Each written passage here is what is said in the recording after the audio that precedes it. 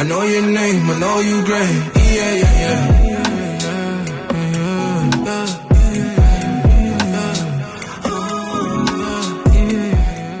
Hello, beautiful people. My name is Chalanda Deborah, and welcome back to the All Things Unraveled podcast. I am happy to have you back on the podcast today. We're coming near the end of the season. If I'm being quite honest with you, I haven't decided if this is the last episode or there's one more coming after this one. But we're pretty much coming near the end of the season. It's been a long journey, not as exhausting and demanding as I imagined it to be. Because you know how when you start something, you just go online and try to gather all the information you can and ask whoever's already in the field, so you kind of get a better, clear idea of what it is that you're getting into. Yeah, that's what I was doing. And because I had no experience in this field, all the information I was getting was like overwhelming to me. And I felt like, okay, this is probably going to be hard. This is probably going to I'm going to need to be like really disciplined and really hard with myself. And like I had this whole false scenario on what this experience would be for me. And I was not completely wrong, because it was hard. It was hard. Okay, it was hard. But we're not even here to talk about that, because I actually don't even know if this is the last episode or not. Okay, y'all, I'm so sorry for bringing y'all on a conversation that like kind of had like no connection to today's subject. We love that about me, don't we?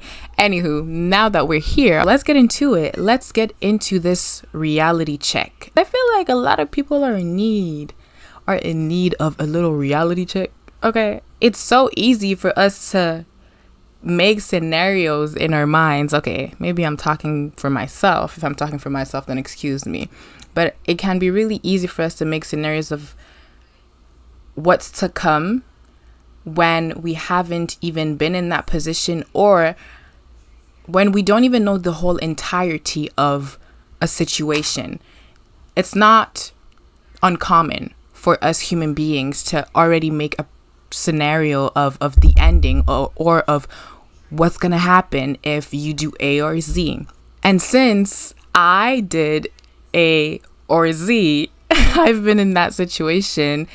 I'm gonna speak on the situation that I've been in, that I'm still in, and let y'all know the ins and the outs of that situation, the reality of it. And we're talking about school today, and you probably guessed it because of the title, so I don't even know why I'm acting as if this was a surprise. But we're here to talk about the things I wish I knew in college, well, before going to college. Because if I knew those things, my journey probably would have been a little bit different, you know? Maybe better. Who knows? Maybe worse. I don't know. But I feel like those informations are things that people need going into college, just to kind of get a real idea of what they're getting themselves into. So for those of you who don't know, I am graduating finally after 3 hard years. I am finally graduating from college.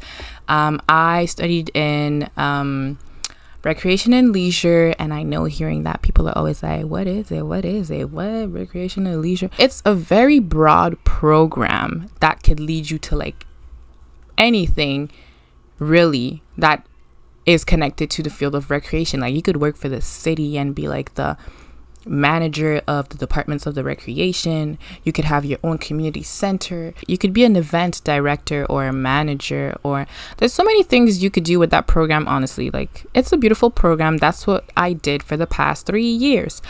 And now I'm finally graduating, getting my degree. Well, I got my degree. Well, I didn't get the official one. I just got my certificate.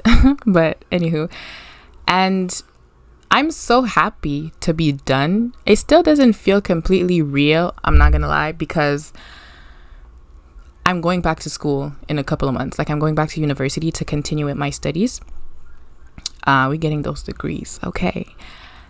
Therefore, it doesn't really feel real. I don't feel like, you know, that where people can just like whoosah and breathe because they're done with school and they don't have any more papers to hand in and any stress coming from school. I don't feel that completely, because I'm about to fall into the same thing in 2 months. So Yeah, but I'm still happy to be done with one step with one big part of my life. I never thought I could do it, honestly. Never, ever thought that I would finish that program, okay? Because I never was that child who enjoyed being in class, and there was a point in my life where I did, but I think just with everything that I was experiencing outside of school, with like in the environment that I was in at home and outside with my friends and puberty, like when you're a child in high school, oh, there is just so much going on with you. Like you are carrying so much, and especially as an African child, I'm gonna say this, maybe immigrant too, but I'm just gonna speak for Africans because, you know, I know us, most of us, because there's always exceptions. We go into high school carrying so much baggage that we're not even aware of. First of all, because we're still children, so we're not completely aware of things like emotional intelligence, self-awareness, communication. Like we're kind of aware of those things because we hear about it in school, but it's not something that usually comes from our households. Therefore, you go into college with like a lot of, like I mentioned, a lot of baggage that you never really dealt with or didn't even know existed, because in your household it was never a thing to like come to your parents and share about X, Y, and Z, and to take some time to understand your emotions and all that stuff. Like, it's common, okay? And no one's to blame for this. I'm just trying to say that you're so messed up. Like, we don't realize it, but children are already messed up going into high school. Children get messed up at a very young age. I'm just gonna say that, okay? And so there's this thing that they do when you're in high school. They have like advisors that come to your school to speak to your class like once or twice in the year. They come first in grade 10, because us here in Quebec, we graduate when we're in grade 11. So 5th year of high school. So grade 10, they come to our classes, they give us a talk about, ooh, you're about to go to college in like a year and a half. Those are the things that you should expect. This is kind of how it's going to go. You're going to have to make X, Y, and Z choices. You can come to us at any time if you have questions, direction. They come to you with like a lot of information in grade 10 to talk about college, because here, unfortunately, in Quebec, you are obligated to go to college before going to university unless you are already 21. So you have counselors coming to you at a very young age, where when you're not like completely all there, and I'm speaking for the majority, because I know there's always those smart ass kids who like are ready for their future, and props to their parents, props to them and their parents, because you know they're well equipped, and it's true that most of us in high school are not. For those who are in high school and taking their stuff seriously and thinking about college and all that stuff, like, please keep on doing so. Don't follow everybody who's just doing nothing and like skipping school and handing in their stuff late and cheating. Don't follow those people, honestly, because it's gonna catch up to you. The gag about high school is that you think that it's gonna be like that forever because you're in that environment for 5 whole years. You think that you're gonna have the same friends. You think that things are always gonna go the same way. You think that you're always gonna know the rules and know how to find loopholes around them. Being in high school for 5 whole years really makes you think that you're on top of the world and you can do anything and everything, but that is such a big lie. And so if you're already on your schnitzel doing what you were supposed to do, stay that way. And so yeah, they come to you in grade 10 and give you a lot of information just so like, you know, you're aware of what's to come. And then in grade 11 they come back and give you even more information, because you know that's the time. It's go time. It's for real. You really need to start thinking about what college you're going to go to, start visiting and da-da-da-da-da-da-da. But I felt like in high school they just like I mentioned, threw the information at us and let us do whatever it is that we had to do with the information that was given to us, when most of us didn't even really care like that at the time. I feel like you start really caring near the end of the year, and I think it has something to do with the educational system, because there's public schools and private schools, as we know, they function differently. one functions better than the other, because they have good staff, they have good programs, they have a good structure, whilst the other one is, a little struggling to make both ends meet and provide for the children's needs. And in all aspects, really, when I'm talking about the children's needs, it's really cognitive, emotional, physical, all that stuff. I feel like public schools really lack that discipline. They lack that motivation to make the students succeed, that motivation to want to make the students succeed, to push them forward, to stick by them when they don't understand. It's easy to see teachers give up on children in public schools and kind of push them off on the side and tell them that they'd be better if they were in adult school, just taking a little training to go to work directly. There's even a teacher that told my sister once that, oh, you're pretty, you don't have to work, you don't have to get the grades, you're pretty, you'll be fine in life. And that is not something you say to a child. It's just not. And there's other cases where teachers would tell to some troublemakers, right, that you'll never be nothing. You'll never accomplish anything in life. Okay, I get it. A troublemaker may actually be disrespectful and disturb the class and, trigger stuff in you and whatever the case may be. But it doesn't change the fact that you're still in a position of authority and you're there to teach that child and not to degrade the child and not to lead that child astray from their goals or what that child's parents have intended for them. Maybe it's university, maybe it's becoming a doctor or whatever.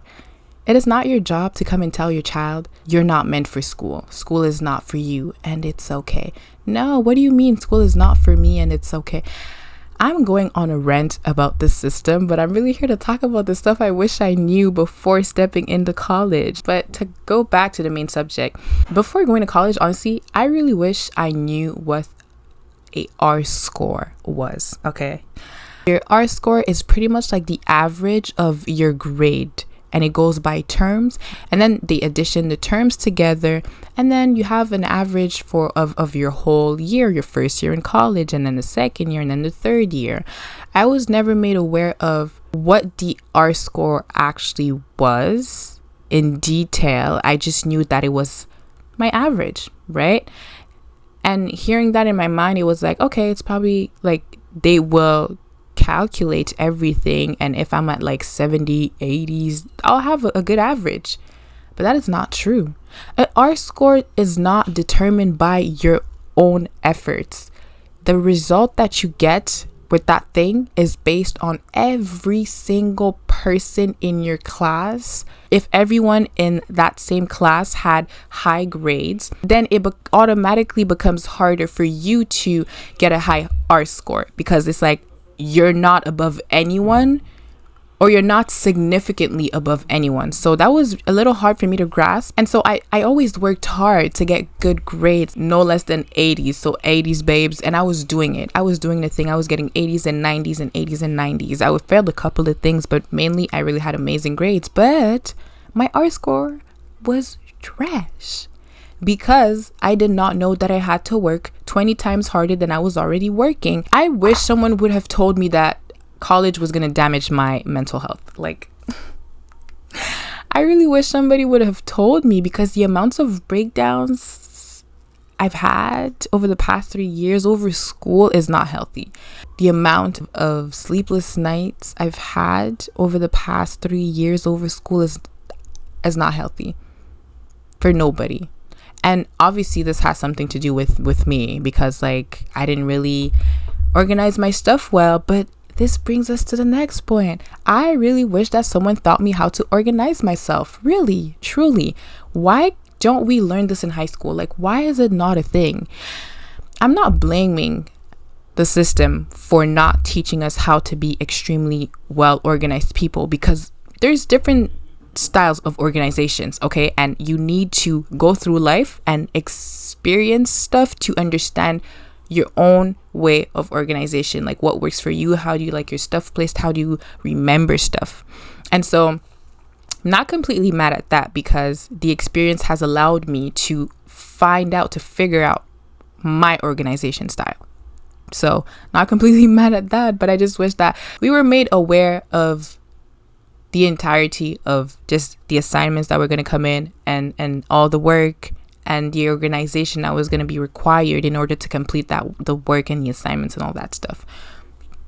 That's it. And the mental breakdowns, like I mentioned, like it was really related to the lack of organization, which led to work just overlapping and not getting done. And so I was left with a bunch of work at the last minute, and I had to have sleepless nights. I probably had like 3 and 4 in a row, and just to complete one project that was probably worth like 30% of my grade, which is big. And you also have summative assessments here in college.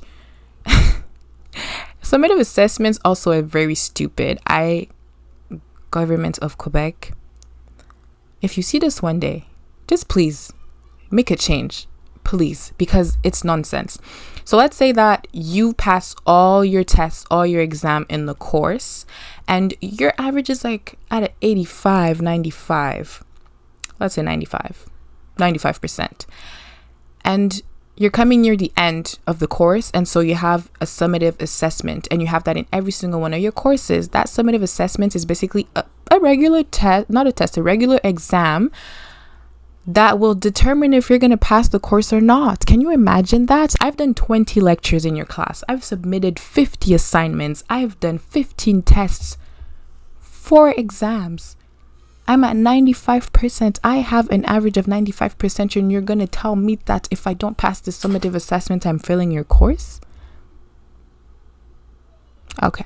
And also, this is a little funny, but I wish someone would have taught me how to manage my money. We had one course in high school, in grade 11, last grade, as if it was going to do something for us. But we had a class on finances. So like learning about finance terms and big stuff, very broad. And so me in college, my college was right next to a mall, and the money I was spending, baby, it was ghetto. No, it was really ghetto. I did not know how to budget. I didn't know how to do none of those things. And so there was a lot of money that was spent and that I could have kept and had till this day. But, I'm not mad. I didn't know better, but I wish I knew better. And so if you're someone who's going into college, just keep that in mind. Keep that in mind that it's important to budget your stuff and to, be aware of the world of finance. Just the minimum, There's so many other things I wish I knew before going into college, just like that I would lose all my friends pretty much. And I know that's not something that someone can actually like teach you. Well, someone could tell you that, but you can't really teach people that you're going to lose friends. This is how it's going to feel. This is how you're going to go through it. And this is how you're going to overcome it. Because can't really do that. Because all of our experiences are different. We all lose friends in different ways, even though it's always same repetition.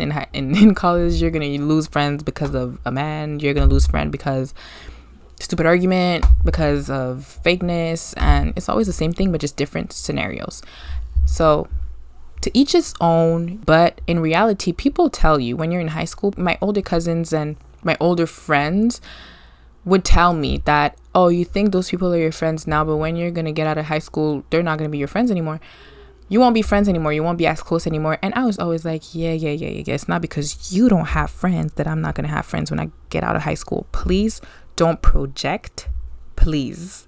That was me back in high school. But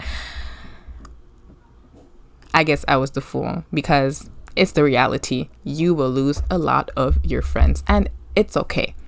It's okay. You know how a butterfly, is it the butterfly that sheds skin and has a new skin? I don't know, honestly, what animal does this, but that phenomenon is what happens after high school. Your old skin starts peeling off, and then you start growing into a new person, showing off new colors, new values. And so it's normal that you just don't fit everywhere anymore, And the people with whom you used to hang out with will go through the same transition. And so it's normal that your colors will clash once that the transformation is over. It's normal, you know, and it's beautiful. So yeah. And there's this thing also I wish I knew, that when you graduate, people will come to you with all sorts of nonsense. Okay, it's not actually nonsense, but just with a lot of questions. I'm at a point right now where I feel low-key harassed. Like, anyone I speak to, it's like the same questions. Oh, so what are you gonna do now? So how do you feel? What's the plan? Where are you gonna work? Do you already have a job? What are you doing right now? And it's just like, first of all, I don't have much to say. I just feel like people expect you to have everything figured out once you've graduated. But it's like, how do you want me to do that? How am I supposed to have everything figured out? I just closed a chapter of my life, which means it's the time for me to figure out what's next. I feel like it's not really clicking in some people's minds, and so they just expect me to be here and tell them A, B, C, D, 1, 2, 3, 4, this is what I'm gonna do, boo, boo, boo, boo. But it's like, can I go through it? Can you let me figure out what I'm going to do today? Can you let me figure out what I'm going to do tomorrow? Like, I understand those questions and they don't come from a bad place, and I know that 100%, but it feels like that. It really feels like people expect you to have everything figured out and to have a solid plan of what's to come, and to already be working in the field in which you studied in. And I get that this happens for most people, that, you know, they graduate and then they have a super great job already in the field, because, you know, you have internships that allow you to have those kind of opportunities once you graduate. But it's not everyone's reality. Not everybody has it figured out once they've graduated. Not everybody knows what they're gonna get into once they graduate. Not everybody knows. Not everybody has a job, child. Not everybody. Some people graduate college jobless, and that's a freaking reality. Like, that's the world we live in. And so I think if everyone kind of had that in mind, it would put less pressure on graduates, you know, to feel as if they need to have everything figured out by now and to know what they're doing. I thank God that I have a plan, right? And so I'm not completely left in the blur and completely lost. It's just that I prefer not going in detail about like what I have planned. But it doesn't change the fact that I am not where I would want to be with the degree I got. So I'm not in a bad position. Got a great job, which I'm grateful for, that I'm equipped for, qualified for, but I know that I could do so much more with the degree I got. But it's just that it's not the right timing, you know? And that's something to keep in mind as well. Timing. The timing for everyone's projects is different.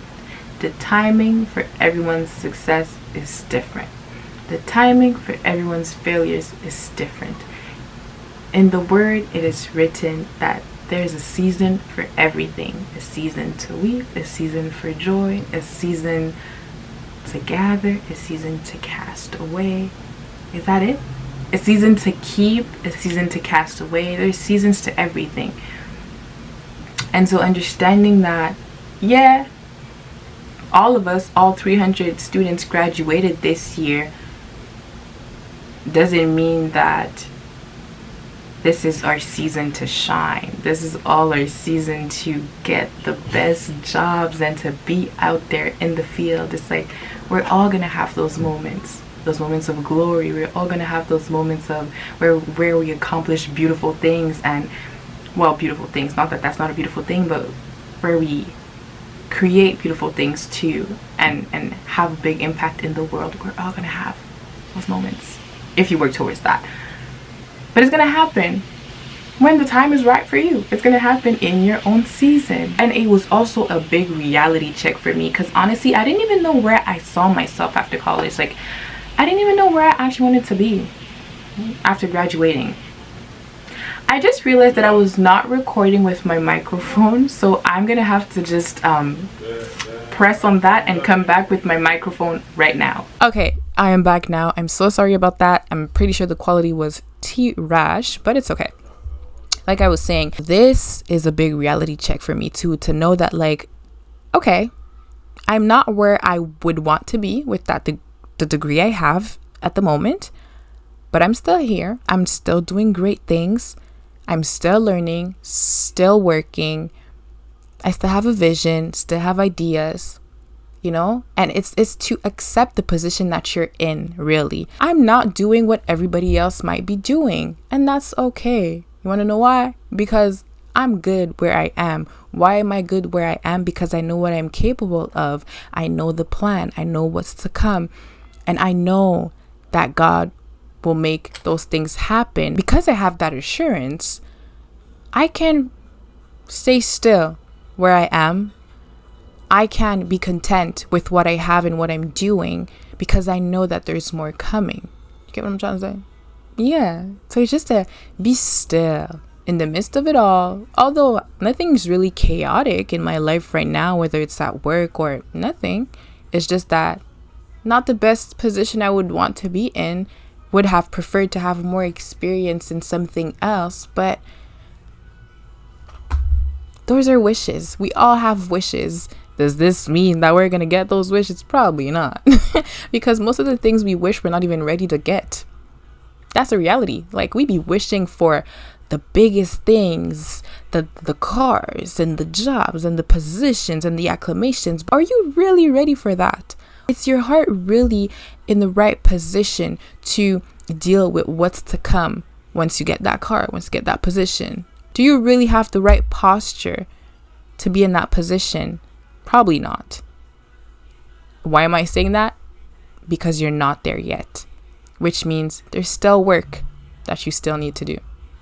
There's work that God still needs to do in you before He allows you to experience that beautiful position or to ride in that beautiful car and to get that loan. There's a lot of things He needs to work on. And so, little reality check. Things don't always go our way. Things don't always go the way other people expect it to go. And when it doesn't happen, in both cases, got to understand that it's okay. That it's okay. And to just be still and happy. And my cousin told me that, to really just enjoy the moment. And that's what I'm really trying to do, to enjoy the moments that I'm in, to enjoy what I'm experiencing, and to take the best out of each and every single experience. Because there's always something beautiful to everything. You can choose to see the negative or you can choose to see the positive. It's a choice at the end of the day. So, yeah. This was my conversation for today. I got a lot of things off my chest. Thank you so much for tuning in to today's episode. Really appreciate it. Really appreciate you. And on this note, we will see each other on the next episode of All Things Unraveled. If there's another episode, I think there'll be another episode just for me to close off this season. But anywho, sending you all big kisses and love and courage. You got this. You'll be fine. Bye. I know your name, I know you great. Yeah, yeah, yeah.